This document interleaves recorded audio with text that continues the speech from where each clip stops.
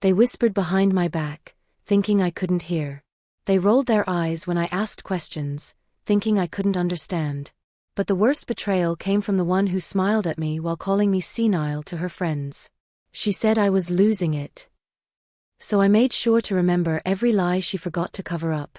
She thought I was fading. But I was just watching, and waiting. You reach a certain age, and people start treating you like wallpaper. Polite smiles. Blank stares. Conversations tiptoeing around you like you're fragile glass. At 75, I've been through enough to know when someone's being kind, and when someone's being cruel under the disguise of care. I live in my son's house, correction, I used to live in my son's house, and it wasn't supposed to be forever. Just after my hip surgery, a short-term arrangement. At least, that's what I told them. I sold my little place in Iowa after my husband passed, downsized, kept most of the money tucked away. My son Mark and his wife Delaney offered me their guest room until I was back on my feet. At first, it felt like family again. Their daughter, my sweet granddaughter Kayla, would run in after school, hug me tight, and tell me all about her day. But over time, things changed. The first time I heard Delaney tell someone on the phone, "She's sweet but not all there anymore," I chalked it up to stress. Then I heard her say it again. And again. To her friends. To her co-workers. To strangers on the phone while I was in the kitchen, folding laundry. She forgets everything. I had to hide the knives. Just in case. She left the fridge open again, she's slipping. She keeps asking about things that never happened. I think it's dementia. I was standing 3 feet away when she said that last one. The thing is, I remember everything. Every appointment. Every corner of the calendar. Every single word she's ever said to me in that syrupy sweet tone that curdles behind closed doors. But it wasn't just the words. It was the looks. The way she'd correct me at dinner. "Oh, you already asked that, remember?" Or laugh with her friends when I told a story. Here she goes again. At first, I kept quiet. Why stir things up? I was a guest, technically. And my son, well, Mark was busy. Tired. Always coming home late. He'd give me a kiss on the head and say, "Thanks for understanding, Mom." But one night changed everything. Kayla had a school performance. A little winter recital. I was so excited to go, I even ironed my old navy cardigan and curled my silver gray hair. I sat by the front door, purse in lap, waiting for them to get ready. Delaney came down the stairs in heels and a sleek red dress. I smiled. "You look beautiful, honey." She didn't answer. Just glanced at me, then called out, "Mark? Ready." "Where's Kayla?" I asked. "Oh, it's actually just parents only," she said without looking at me. "The school made some changes." That didn't sound right. She opened the door, waved at the babysitter standing outside, and turned back to me with a smile. "Don't worry. It's probably too long for you anyway. I'll tell you all about it." And just like that, they left. I sat there, watching headlights vanish, holding the little mittens I'd bought for Kayla as a surprise gift. The next morning, I overheard her laughing on the phone. She still thinks she's sharp as a tack. Bless her heart. That was the last straw. You don't throw away someone's dignity like a used napkin and expect them to stay quiet.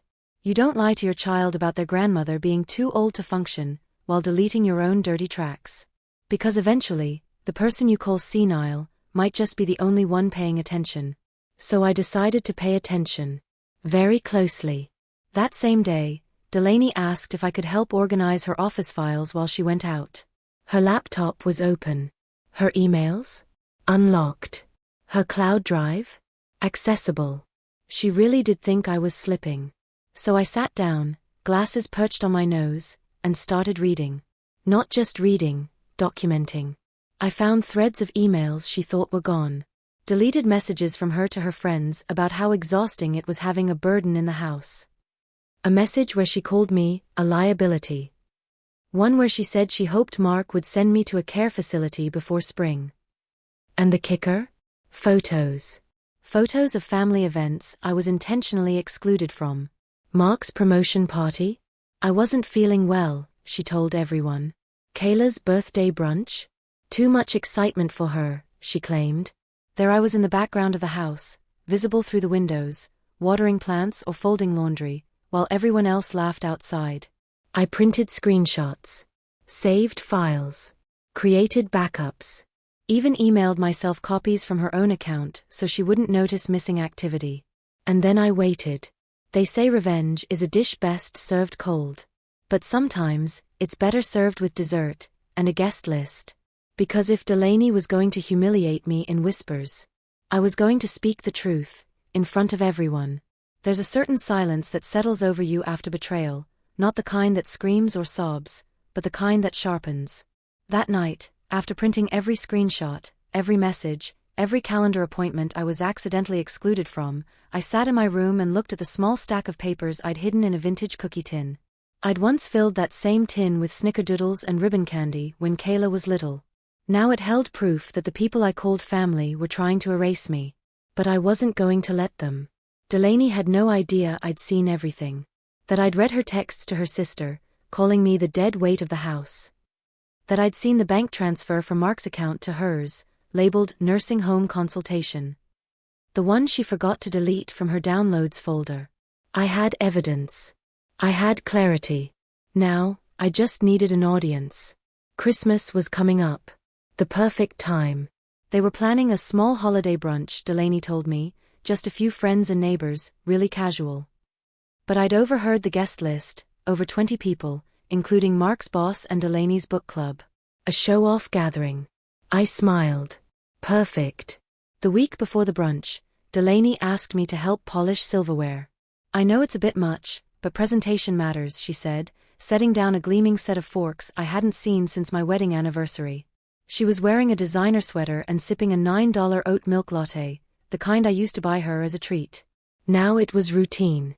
Oh, and if anyone asks about you, let's just say you've been resting a lot. You know, best not to overwhelm you. Translation: don't talk too much.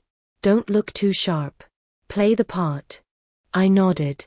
Of course, dear. I spent the rest of the day preparing something far more important than silverware. I printed copies of the emails and messages and organized them neatly. I highlighted the text where Delaney called me a senile mole and accused me of hallucinating. I clipped the photo from Kayla's birthday party, the one where I was watering plants while they cut the cake outside. But the best part? I added a little handwritten note on each page. Does this look like someone who's losing it? Then I put each page into beautiful red and gold envelopes, the kind you'd use for fancy Christmas cards, and addressed them, one by one, to every guest Delaney had listed. It felt almost festive. By the time the day of the brunch came, I was calm. Not angry. Just done playing small. I wore my best dress, navy with soft floral embroidery at the hem, and pinned my hair back with a vintage comb. I even applied a soft peach lipstick, the one Mark used to say made me look too young to be a grandma. Delaney came downstairs, did a double take, and forced a smile. Wow, you're really dressed up.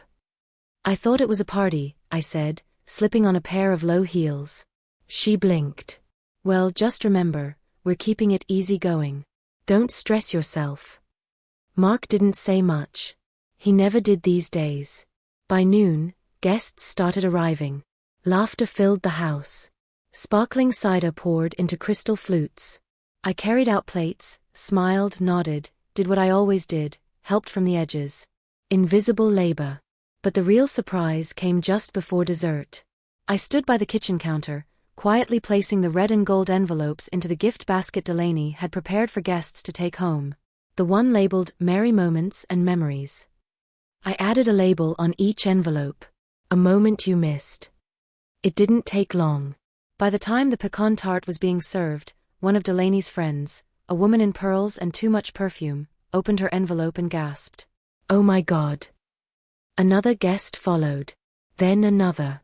The room fell into a strange hush as the rustling of paper replaced the clinking of forks. Eyes scanned paragraphs. Brows furrowed. Some turned to look at me. Delaney froze. What is this? She asked, reaching for one of the envelopes.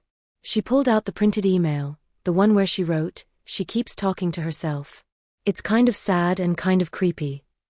The blood drained from her face. Mark stood up. Mom, what is this? I sipped my cider. Oh, just some light reading. Thought I'd share what I've apparently been forgetting. He looked down at the message. His expression twisted, confusion, then embarrassment, then shame. Delaney stammered. These are private. You went through my stuff. You left it open, I said simply. And you've been talking about me like I'm not even in the room for months. So I thought if you're going to write my story, I might as well share the draft. No one spoke. Not even Kayla, who had been sitting in the corner, watching everything. Delaney grabbed the basket and dumped the remaining envelopes into the trash. You're unbelievable, she hissed. I raised my brow. I'm old, remember? Senile. What would I know about sending emails? There were chuckles from a few guests, uncomfortable, but telling. Delaney turned to Mark, her voice shrill. Are you seriously okay with this? Mark didn't answer. He just looked at me. Really looked. Mom, he said quietly. Did you actually think I didn't notice how they were treating you? I blinked. Then why didn't you say anything? Because I thought you didn't notice. And I didn't want to embarrass her. Or you. I shook my head, quietly laughing. You thought I didn't notice? Honey, I remember everything. That night, the house was quiet. Delaney locked herself in the bedroom. Mark came to me, holding one of the envelopes. I'm sorry, he said, for letting it get this far. I nodded. I'm not mad. Just done. Done. I smiled. Moving out next week. Got a place across town. Quiet. With a garden. He looked stunned. You already planned this? I tapped my head. Losing it, remember? He laughed softly. Then he hugged me. But I could tell the hug held more than love. It held regret. Because once you open people's eyes to the truth, the version they tried to bury, they can't unsee it. They thought I was fading. But I was just waiting. You'd think that exposing someone at their own Christmas brunch would be enough to change things. But people don't shift overnight, not when they've convinced themselves they're always right. Especially not someone like Delaney. The next morning, she didn't speak a word to me. Not a single one. She cooked eggs in silence. Cleaned the counter with exaggerated aggression. Slapped down Kayla's cereal bowl like it had insulted her. I sipped my tea and said nothing. She wanted me to react, to beg, apologize, backtrack. But I was past that. There's something freeing about being seen for who you are, even if you had to tear down the curtains yourself. Later that day, Mark knocked gently on my door. Mom, can we talk? I set down the photo album I was flipping through. Of course. He sat on the edge of the bed like a boy again, all slumped shoulders and guilt. She's upset. Says you humiliated her in front of her friends. I tilted my head. And what do you think? He looked at his hands. I think I let her get away with too much. And I let you carry too much. There it was. The flicker of understanding I had waited so long for. But it came a decade too late. I found an apartment, I said. It's small but cozy. Close to the community center. Mark blinked. You're serious? I signed the lease this morning. He exhaled, a mixture of relief and loss. Do you need help moving? I'll manage. I've moved through heavier things than boxes. We sat there a moment in silence. He began, but his voice faltered. I put a hand on his. You just what? I didn't realize how far it had gone. I thought keeping peace was helping everyone. I gave a sad smile. Sometimes keeping peace just means silencing someone else's pain. He nodded. That night, Delaney tried to reclaim the narrative. She posted a long passive-aggressive message online about toxic elders and manipulative behavior from people who pretend to forget but remember just enough to hurt others. I screenshotted it and saved it to my album. Not for revenge. Not this time. But because it proved something I already knew, people like her don't reflect. They redirect. But I was done being her target. 3 days later, I moved out. It was a chilly morning. Gray skies. Damp sidewalks. Mark helped load my boxes into the car. Kayla stood by the front door, holding a small paper bag. "I made you something," she said. I opened the bag. Inside was a tiny clay cat, lumpy, painted with crooked stripes, and absolutely perfect. "For your new shelf," she whispered. I hugged her tight. "Thank you, sweetheart."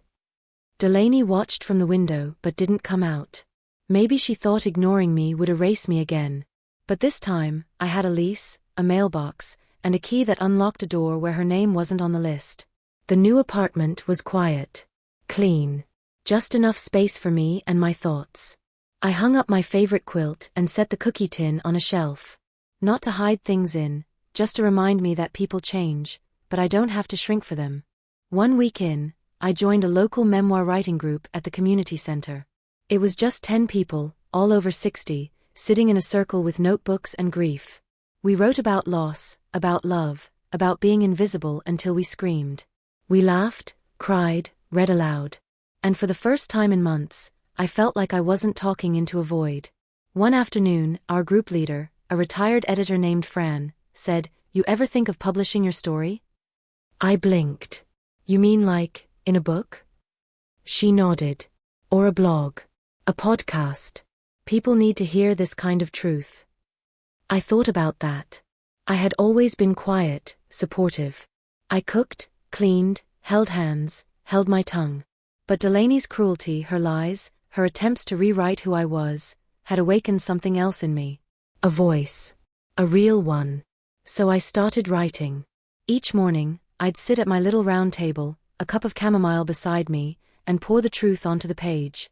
I wrote about the brunch. About the whispered insults. About the parties I wasn't invited to and the birthdays where I was cropped out of photos. And I wrote about the moment I stopped shrinking. Fran read the first 3 chapters and grinned. "You've got fire in you." "I've had it for years," I said. "I just buried it under politeness."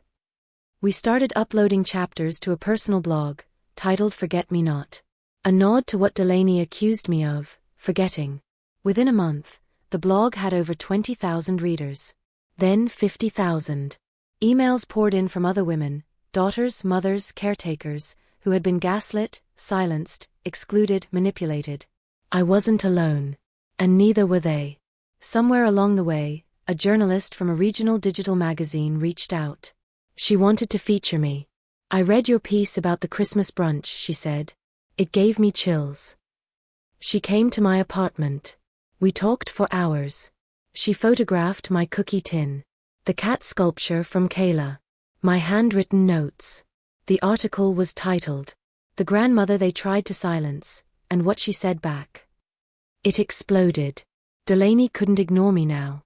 Because her friends, the ones who giggled over wine and gossip, were sharing the article. So were her co-workers. Her PTA circle. Her church group. Suddenly, I wasn't the senile shadow in the background. I was the woman whose words had gone viral. Mark called that evening. "She saw it," he said. "I figured she would. She's furious." I smiled. "I'm not." Silence. "Are you okay, Mom?" "I'm better than okay. I'm heard." That night, I opened my email and found a message from someone I hadn't spoken to in years, my sister Linda. She had read the article. And she said something I'll never forget. "They tried to erase your story. But you made it permanent." I didn't respond right away. I just sat at my little table, staring at the blinking cursor of a new post, ready to write again. Because the truth is, once they try to bury you, once they label you as losing it, but you prove you remember everything, you become unforgettable. And I wasn't done yet. You know the thing about going viral? It's not the attention. It's the validation. The confirmation that you weren't imagining the way they mistreated you, that others see it too. And not just see it, feel it, relate to it. That article was the match. But I was already soaked in kerosene. A week after the feature, the blog passed 100,000 subscribers. I started receiving interview requests. One woman, a producer for a mid-tier daytime talk show, emailed me with the subject line, "Your voice is changing lives." She wanted me on the show. Me. The woman who used to be told to go rest, when I dared to speak. I stared at the invite for a full 10 minutes before I responded. I said yes. The taping was set for a Friday morning in New York. They sent a car, paid for my hotel, even hired a stylist. The night before the show, I looked in the mirror. My silver-gray bob was brushed neat. I wore a soft navy blouse with delicate white stitching at the collar, not fancy, but honest. My eyes, blue steady, stared back with a calm I hadn't felt in years. I looked like myself again. Not the version Delaney painted me as. Not the senile old thing. But the woman who held everything together for years, and then finally decided to hold herself up instead. The show's green room was buzzing when I arrived. Interns running with clipboards. A makeup artist dabbed at my cheeks, muttering compliments like confetti. And then the host walked in, kind, bright-eyed, soft handshake. "I'm so honored you're here," she said. I smiled. Took me long enough. The lights came up. The applause began. And I stepped on stage to tell my story, not as gossip, but as gospel. I didn't bash names. I didn't need to. I simply told the truth. How I'd been made to feel invisible. How I'd endured quiet cruelty in the name of peace. How forgetting things now and then became a weapon used against me. And how I remembered everything that mattered, especially what they wanted me to forget. When I spoke about that Christmas brunch, the audience gasped. When I talked about moving out, they clapped. And when I shared how Delaney posted lies online and I chose to respond with truth, people stood up. I left the studio feeling 10 pounds lighter. Not from fame, from freedom. But not everyone was happy. That night, my phone buzzed non-stop. Emails. Messages. And then, one voicemail. It was Delaney. Her voice sharp, tight. "You've embarrassed this family. You've embarrassed my daughter. Do you even care what people are saying about us?" I didn't respond. I didn't need to. Because the truth had already outrun her lies. 2 days later, Kayla called me from her dad's phone. She was whispering. "Guess what?" "What, sweetie?" "I saw you on YouTube." I blinked. YouTube. Someone posted your interview. My teacher showed it to the whole class. I nearly dropped the phone. She said you're brave. And that you reminded her of her grandma. Tears welled in my eyes. "I love you, Kayla." "I love you too. I'm glad you didn't stay quiet." That one sentence made it all worth it. But it wasn't over. Because something strange happened in the days that followed. Women, especially older women, started tagging me in posts. Sharing their own stories. Creating videos. Stitching mine with theirs. It became a movement. #ForgetMeNot wasn't just a blog title anymore. It was a rally cry. I received a message from a non-profit for elder advocacy. They wanted me to speak at their annual conference. Another message came from a publishing house. They wanted to turn my blog into a book. Me. A book. I remembered the way Delaney once rolled her eyes when I bought a blank journal. "You'll forget where you put it," she laughed. I found it last week. Filled with memories, timelines, screenshots, receipts. I remembered everything. Even the time Delaney tried to delete old photos of me from the family album online.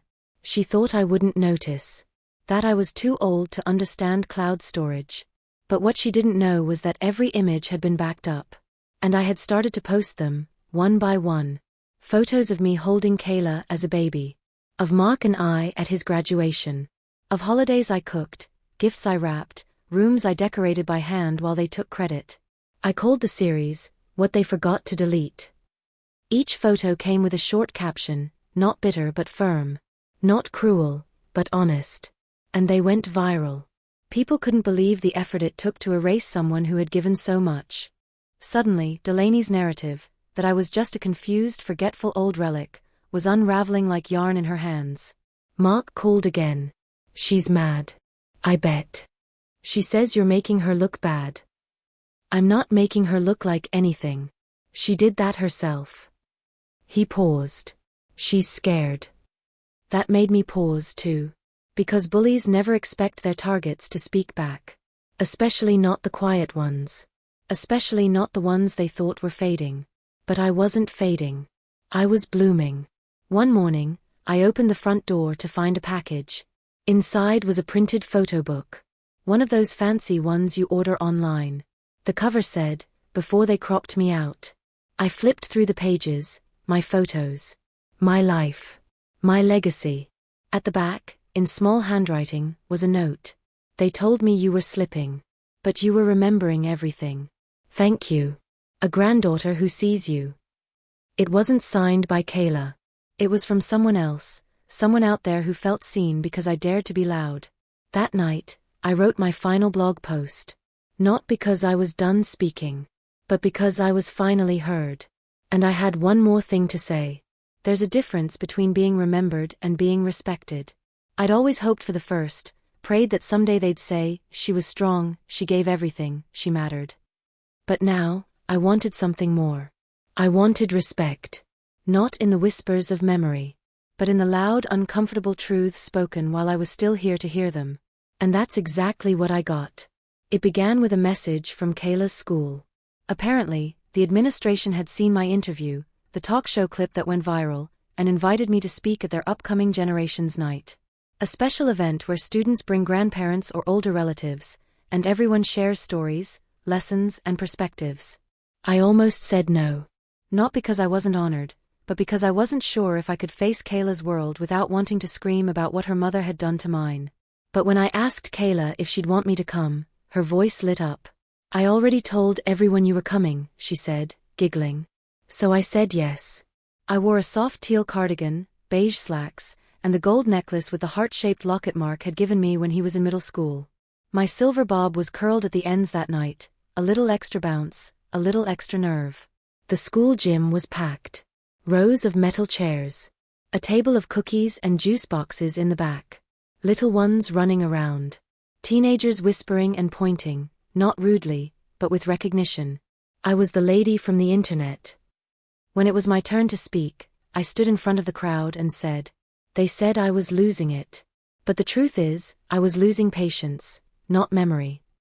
The room went quiet. And then it erupted into applause. I talked about legacy, not the kind you leave in a will, but the kind you leave in hearts. I talked about how being overlooked doesn't mean you're irrelevant. How being mocked for your age doesn't erase the wisdom that built the very tables they now sit at. And then I looked at Kayla, front row, bright eyes, proud smile, and I said, "Sometimes, you grow up believing stories about your loved ones. But as you get older, you start writing your own. I hope my granddaughter never lets someone else hold the pen." Afterward, I hugged so many people I lost count. Teachers.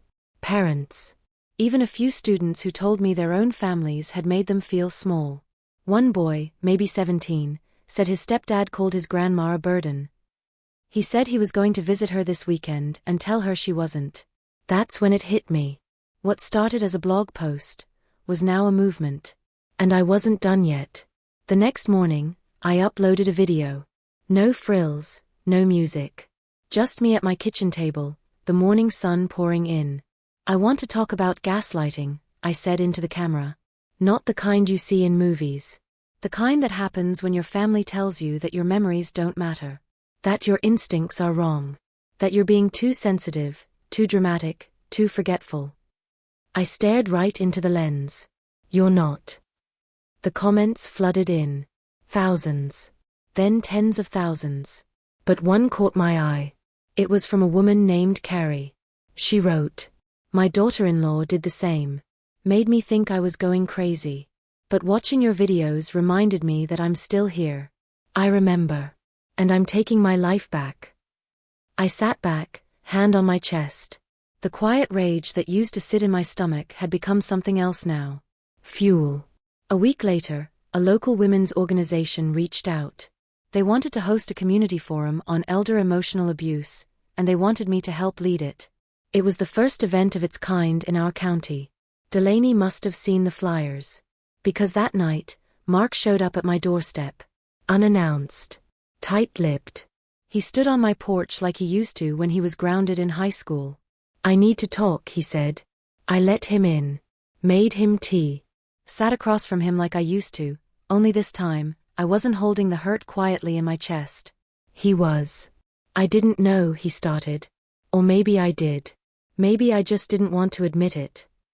He looked older than I remembered. Not in years, in guilt.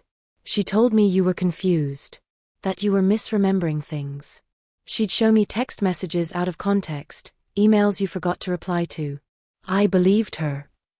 I nodded. Not angry. Just exhausted. He reached into his pocket and pulled out a folded note. I found this, he said, sliding it across the table. It was one of the sticky notes I used to leave for Kayla, tucked into her lunchbox when I still packed her meals. It read, "You are kind. You are brave. You are loved." I blinked down at the words. I didn't know she threw them away, he whispered. Kayla told me last week. She found one crumpled in the trash and started saving them in a shoebox under her bed. I felt my throat tighten. He looked at me. I was wrong, Mom. I didn't say I know. I didn't say it's okay. I just said, you still have time to make it right. Because forgiveness isn't forgetting. It's remembering, and choosing to heal anyway. A few days later, Delaney posted an apology on Facebook. It was shallow, PR sounding. But what mattered wasn't her words, it was what happened next. People didn't believe her. They flooded the comments with links to my blog. Screenshots. Videos. Testimonies. Delaney tried to rewrite the narrative again. But I had written mine in ink. And the world had already read it. I sat back in my recliner that night, fire crackling in the hearth, Kayla's last drawing sitting framed on the mantel. It was a picture of the two of us, hand in hand, with a heart between us and the words, I remember. And I realized. This story didn't start with revenge. It started with pain. But it ended with power. And the best part? I didn't lose a single memory. They just didn't think I'd know how to use them. They tried to erase me. Not in one bold sweep, but in 100 quiet cuts. They called me forgetful. They mocked my slips in private group chats. They whispered about my decline at brunch tables I wasn't invited to. But now, the world knows better. Now, I know better. And the best part? I didn't just defend myself. I built something they couldn't tear down. It started with a conversation at the community center. After my forum on emotional abuse, a woman named Angela approached me, mid-50s, tired eyes, holding her purse like it was the last piece of her armor. My daughter says I repeat myself, she whispered, looking at the floor. Says I talk too slow. I started recording my thoughts, just so I could prove I said them. I nodded, and for a moment, we just sat in that silence together. Then I said, you shouldn't have to live in defense of your own mind. That night, I stayed up until 3 a.m. writing a proposal. The idea came naturally, like muscle memory. A platform. Not just a blog, a space. 4 stories. 4 memories. 4 truth. I called it, The Archive of Us. A digital home for older voices, stories that had been dismissed, gaslit, or buried. It wasn't flashy. No corporate funding. Just a quiet little website with bold black letters on a white background. We remember. And we refuse to be erased. Within a week, over 2,000 stories were submitted. Short ones. Long ones. Voice memos. Hand-scanned letters. One man uploaded a picture of a rocking chair and wrote, they said I didn't build anything. I built this chair in 1971. My son still sits in it every day. Another woman submitted a typed story that began, they told my grandkids I was too tired to see them. Truth was, I was sitting outside every Sunday waiting for a car that never came. I cried reading that one. Not because it was new to me, but because I knew that ache. That particular silence. That betrayal in slow motion. And still we rose. A local news outlet did a piece on the archive. Then a podcast. Then a national outlet. Suddenly, I was receiving emails from producers, therapists, advocacy groups. They wanted interviews, panels, features. But I only said yes to one thing. A televised segment for a major morning show. Because I knew Delaney watched it religiously. They brought me into the studio, lights, makeup, microphones. I wore a soft maroon sweater, pearl earrings, and the key necklace I found in the old trunk. The one that used to open the hope chest my mother left me. When the anchor asked, what made you decide to fight back? I didn't hesitate. They tried to tell the story without me, I said. But they forgot I was still alive. And still watching. The segment aired the next day. The same morning Kayla sent me a text. A screenshot of her group chat, where all her friends were sharing the clip and calling it the most powerful thing they'd seen all year. My heart swelled. But then came the final piece of it all. I was approached by a small indie publisher. They didn't offer a six-figure deal. They offered something better. Full control. They wanted to turn my story, and the stories of others in the archive, into a book. A living, breathing record. I called it, I remember, Letters They Tried to Delete. The first page? My own letter to myself. You are not slipping. You are sharpening. Your memory is not a burden. It is a mirror. And anyone afraid of what it reflects was never on your side to begin with. I gave the dedication to Kayla. Not by name, but in spirit. To the girl who saved my voice by refusing to believe it was gone. The book released modestly, but then exploded. Book clubs. School curriculums. Elder care centers ordered it in bulk. It started conversations in households that had avoided them for years. And then one afternoon, I received a letter in the mail. No return address. Just a simple cream-colored envelope. Inside, a card that read, I'm sorry for what I said. I let my fear of your truth make me cruel. You were never losing it. I was just losing control. It wasn't signed. But I recognized the handwriting. Delaney. I didn't need her apology. But I did need her silence. And now I had it. Because after everything, the screenshots, the messages, the dismissal, I didn't have to shout to prove I remembered. I had the receipts. And they were published in hardcover. Now? I lead writing workshops for older adults. We sit in a circle. We write. We laugh. We cry sometimes too. We remember things no one asked us about. And we write them anyway. Because memories aren't fragile.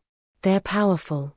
And when someone tries to shame you into forgetting, what they're really afraid of is that you'll start remembering out loud. Kayla visits every weekend. She brings her own journal now, a little blue notebook she calls Future Truths. Last Saturday, she showed me a page where she wrote, If someone ever calls me too loud, too soft, too much, too little, I'll remember my grandma and keep talking anyway. That's the legacy I wanted. Not revenge for the sake of ego, but justice for the sake of truth. So here I am. A 75-year-old grandmother with a bookshelf of receipts, a website full of survivors, and a granddaughter who knows exactly what kind of memory to protect. And when people say to me now, you don't seem like you're losing it, I smile. Because I never was.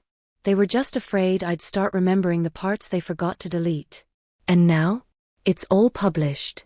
Every last word.